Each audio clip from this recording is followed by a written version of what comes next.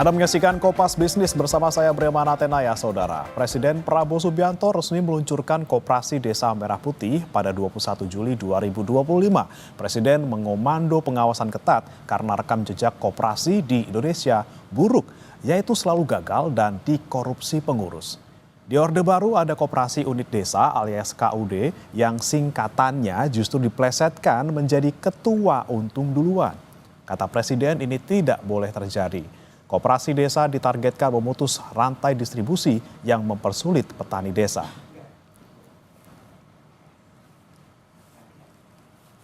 Sampai saat ini pemerintah sudah meresmikan 80.081 kelembagaan koperasi desa Merah Putih. 108 koperasi pun sudah mulai beroperasi.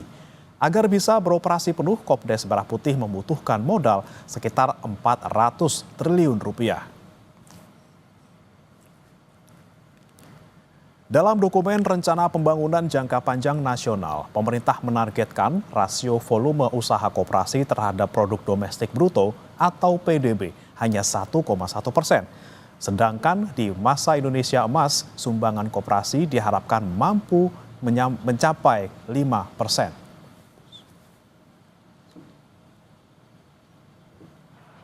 Jadi ketua-ketua koperasi Merah Putih,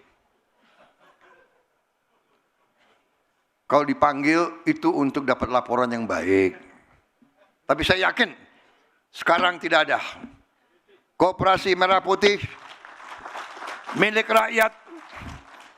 Zaman sekarang banyak gadget teknologi akan diawasi ketat. Ya, Menteri Koperasi, Wakil Menteri Koperasi semua ada sistemnya. Semua aliran uang masuk keluar semua harus pakai teknologi, ya. Jadi kata-kata ketua untung duluan sudah nggak berlaku lagi. Di peluncuran Koperasi Desa Merah Putih, Presiden Prabowo Subianto juga memperkenalkan istilah serakahnomics. Presiden menggambarkan pola ekonomi yang terlalu mengutamakan keuntungan tanpa mempertimbangkan kepentingan sosial. Serakahnomics bahkan dilakukan oleh vampir ekonomi. Ini nggak diajarkan di fakultas-fakultas. Ada yang mengatakan ada mazhab ekonomi liberal, neoliberal, klasik, pasar bebas, sosialis, ekonomi komando, dan sebagainya. Ini bukan, ini tidak, ini lain. Ini saya beri nama serakahnomics. Ini adalah serakahnomics. Ini tidak perlu kita kasih perlakuan yang baik. Saya sudah kasih warning berkali-kali sekian bulan. Tolonglah patuhi ketentuan, patuhi undang-undang. Rakyat kita masih banyak yang susah. Ada yang mau cari keuntungan di atas penderitaan rakyat. Itu namanya adalah mengisep darahnya rakyat. Itu adalah menurut saya parasit, mengisep darah. Vampir ekonomi. Presiden Prabowo Subianto di peluncuran Koperasi Desa Merah Putih bilang rekam jejak gerakan koperasi hampir selalu gagal karena korupsi. Kode apakah ini? Kompas Bisnis akan bertanya kepada Direktur Kebijakan Publik Selyos Media Wahyudi Askar. Selamat pagi Mas Media. Selamat pagi Mas. Oke Mas Media, kita sebelum ke mazhab barunya Pak Prabowo yang dibilang serakahnomics, kita pertanyaan pertama dulu terkait dengan ini kalau konsep bisnis dan juga mitigasi koperasi Desa Merah Putih ini sudah clear belum Mas? Terkait dengan bagaimana kemudian model bisnisnya, ada yang mengklaim juga modal ada 400 triliun, kita bisa dapat 2.000 triliun gitu.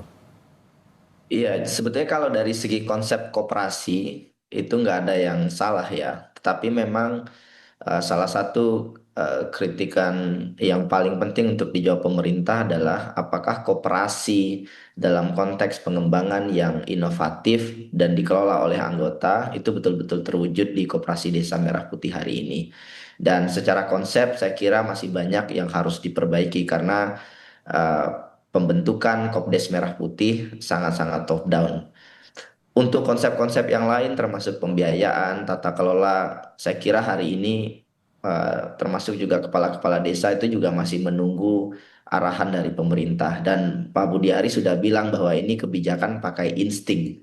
Mm. Jadi ini yang sebetulnya harus diperbaiki oleh pemerintah. Nggak bisa puluhan triliun nanti dana yang disalurkan untuk operasi Desa Merah Putih, tapi kebijakannya berbasis dengan insting.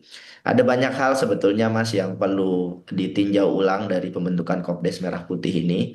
Hari ini terbentuk 80.000 Kopdes, cuman kan cepat tidak selalu tepat. Mendirikan 80.000 koperasi dalam 3 bulan kan memang bisa aja. Toh faktanya juga pemerintah kan memaksa desa-desa itu membentuk koperasi. Kalau tidak membentuk Kopdes, maka dana desa nggak akan turun. Maka PR berikutnya adalah menjadikan 80.000 Kopdes ini menjadi Kopdes yang beneran aktif dan kemudian bermanfaat untuk masyarakat. Hmm. Ini bagian paling pentingnya karena koperasi hari ini lebih dari 60.000 koperasi itu tidak aktif. Dan masalah yang ada di Kopdes Merah Putih itu adalah bagaimana membuat koperasi yang inovatif dan kemudian bermanfaat untuk masyarakat.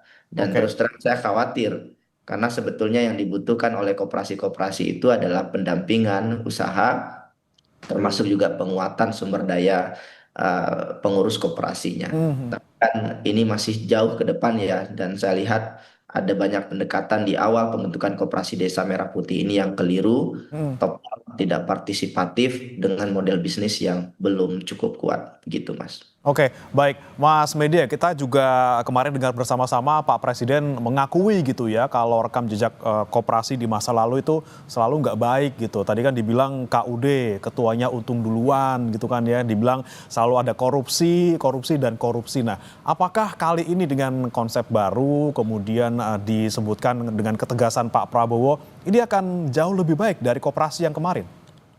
Logikanya sederhana ya, jika tidak ingin mengulang masa Orde Baru, jangan ulang skema koperasi Orde Baru. Nah, faktanya hari ini Kopdes Merah Putih dibentuk dengan skema yang sama seperti halnya di masa Orde Baru. KUD-KUD itu jadi sebelum tahun 98 ya, itu jadi alat distribusi proyek dan logistik termasuk logistik politik. Jadi bukan instrumen kemandirian ekonomi rakyat. Dan Kopdes Merah Putih arahnya menunjukkan gejala yang sama. Dibentuk atas perintah politik, dikontrol oleh negara dan hari ini dikontrol oleh beberapa kementerian ya. Jadi Hmm. semangat koperasi dari anggota oleh anggota untuk anggota itu belum betul-betul terwujud.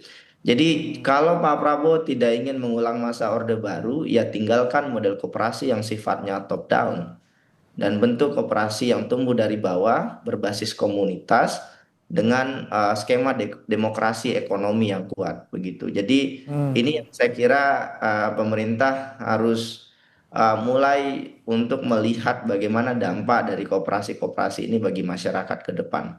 Oke. Karena serang dari riset yang kami lakukan, kami mewawancarai kepala desa, banyak kepala desa yang masih bingung dan 76% kepala desa itu menolak skema penggunaan dana desa sebagai penjamin untuk pinjaman koperasi dan juga menolak penggunaan dana desa untuk digunakan secara masif untuk pembentukan dan pelaksanaan Kopdes Merah Putih ini. Mhm. Oke, kemudian ini kan dari awal konsepnya memang dari atas ke bawah gitu ya, bukan berangkat dari kebutuhan masing-masing ataupun warga desanya sendiri. Kemudian tadi juga ada sebutkan berdasarkan riset ataupun studi yang Anda lakukan, 76% ini bahkan masih bingung gitu ya dan tidak setuju dana desa digunakan untuk membiayai koperasi Desa Merah Putih. Kemudian kalau misalnya Pak Prabowo bilang pengawasannya akan nanti di kepala desa, bagaimana kemudian koperasi ini tidak korupsi lagi.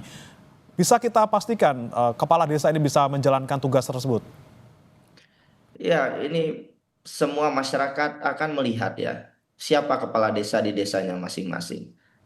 Dan persoalannya nggak semua kepala desa punya kapasitas. Terus yang kedua pasti akan ada konflik kepentingan. Hmm.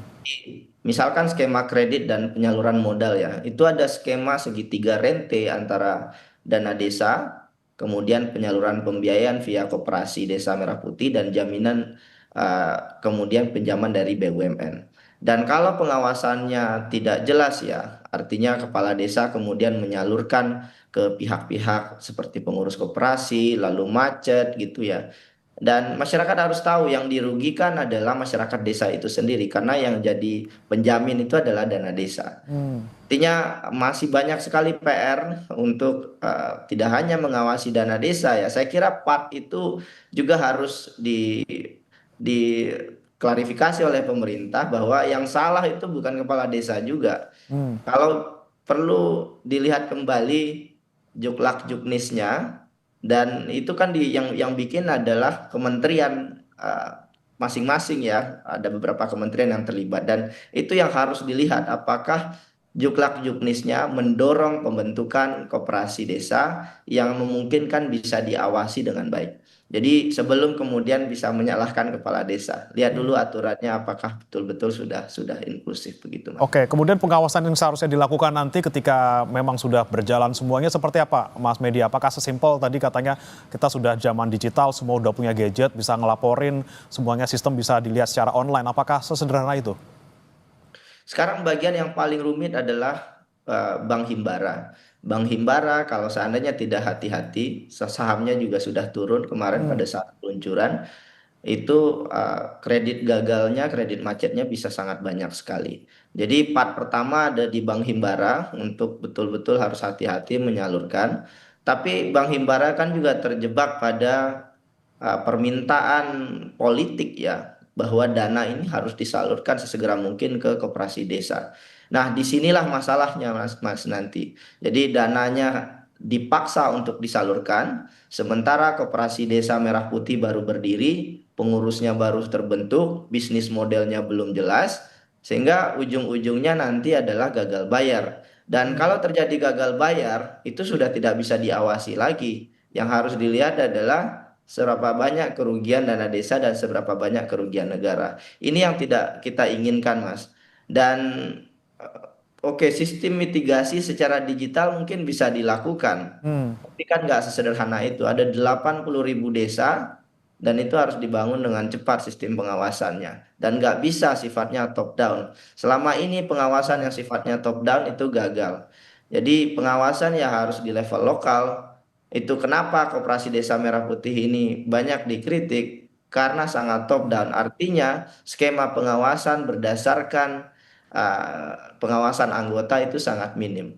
Oke. Bahkan Mas, sebetulnya dari data-data yang kita kumpulkan di lapangan, masyarakat itu taunya bahwa Koperasi Desa Merah Putih ini adalah programnya Pak Prabowo. Hmm. Implikasi negatifnya adalah karena programnya Pak Prabowo, kalau nanti koperasi simpan pinjam, kemungkinan besar masyarakat nggak akan mau bayar untuk Hmm. bayar kembali ya pinjamannya. Oke, Ini bukan karena pernyataan saya, dibilang ini tapi sudah punya pernyataan dari pemerintah, kalau kita gagal bayar ya udah nanti pemerintah juga yang akan nambelin gitu ya, Mas Media ya. betul sekali. Kemudian, Ini pernyataan kepala desa ya, bukan pernyataan hmm, saya. oke, baik. Kepala desa itu takut untuk bicara. Iya, itu pernyataan dari kepala desa dari riset ataupun studi yang Anda lakukan. Kemudian ada yang bilang ini kontribusi koperasi terhadap PDB hanya diproyeksinya 1,1%. Kemudian apakah memang koperasi ini bisa berdampak signifikan pada ekonomi kita? Jangan dijawab dulu, Mas Media. Kita akan kembali dalam Kompas Bisnis usai jeda berikut.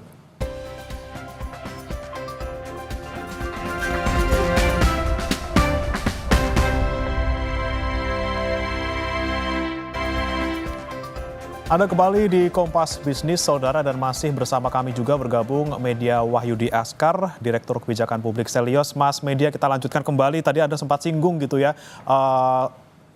harga saham dari Bank Himbara, khususnya kalau kemarin kita pantau bersama-sama, ini ada BBTN, BMRI, BBNI, BBRI yang meluncur gitu ya, atau meluncur ke bawah gitu, tergelincir gara-gara di hari peluncuran Koperasi Desa Merah Putih. Nah, Anda melihatnya ini memang pelaku pasar modal ini juga sudah mulai pada resah, kemudian impact-nya seperti apa ke depannya, Mas Media?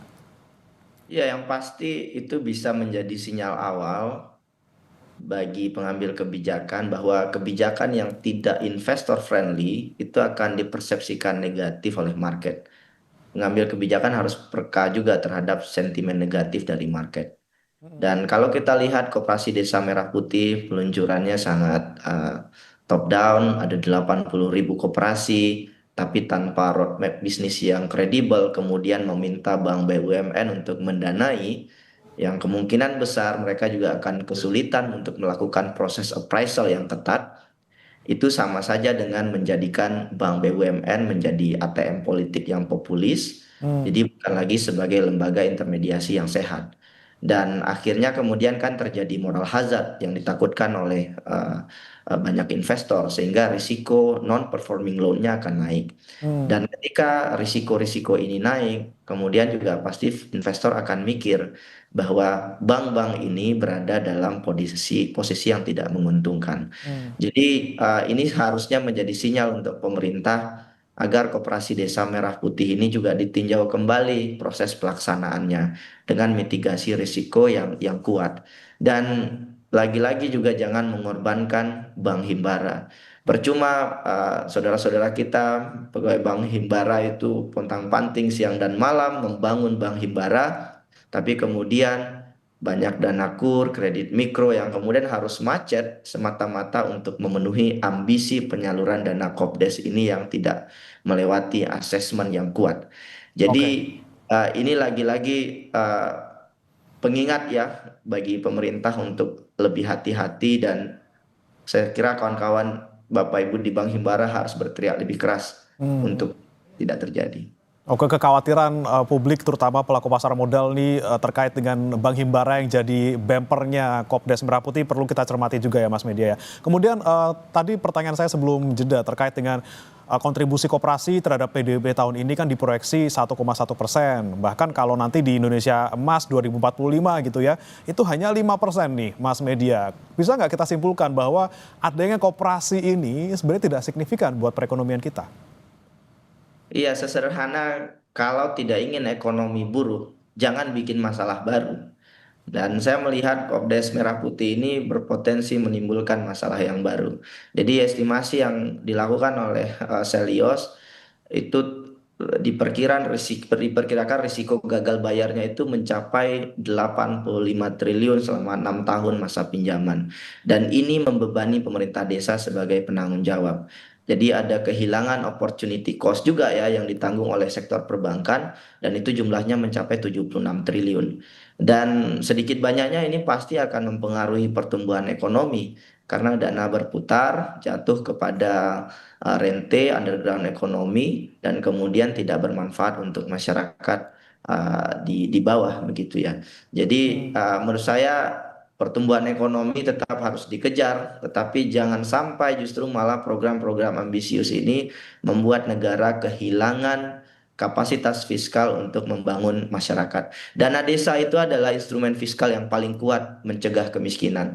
Dan kalau itu kemudian dijaminkan untuk Kopdes dan kemudian gagal bayar, desa akan rugi banyak hal, banyak uang, dan tidak berdampak signifikan bagi pembangunan ekonomi di desa. Dan satu Oke. lagi, ini juga kemungkinan bisa terjadi trade off untuk dana bantuan sosial, Mas. Karena bantuan sosial kita secara persentase terhadap GDP sudah berkurang. Hmm. Kopdes Merah Putih memakan dana yang juga sangat tidak sedikit. Oke. Begitu, Oke, Mas. baik, baik Mas Media. Kemudian sekarang kita sentuh terkait dengan istilah baru yang disebut oleh Pak Prabowo, serakah nomics gitu ya. Dibilang tidak boleh ada vampir ekonomi. Ini kemudian sebenarnya kode untuk siapa sih Mas Media? Apakah khusus buat pengusaha ataupun orang-orang yang tergabung ataupun terlibat dalam proses penggilingan beras misalnya? Karena kita tahu yang kemarin terjadi ini adalah terkait dengan beras oplosan. Seperti apa Mas Media melihatnya?